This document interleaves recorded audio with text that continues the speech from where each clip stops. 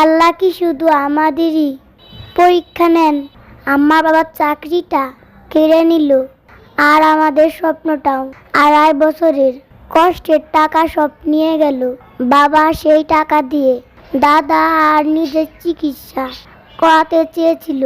ওয়ালটনের কাছে আবেদন করেছিল, আশ্বাস দিয়েছিল, বলেছিল সাহায্য করবে, কিন্তু এখনো দিল না।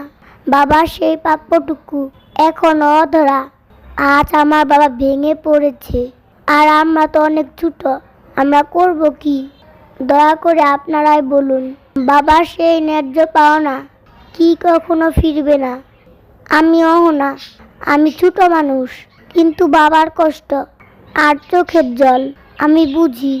আমার একটা ছোট অনুরোধ, ওয়ালটন যদি আমাদের এই কান্না শুনতে পায়, তাহলে হয়তো বাবার স্বপ্নটা আবার বাঁচবে। প্লিজ আমাদের পাশে দাঁড়ান।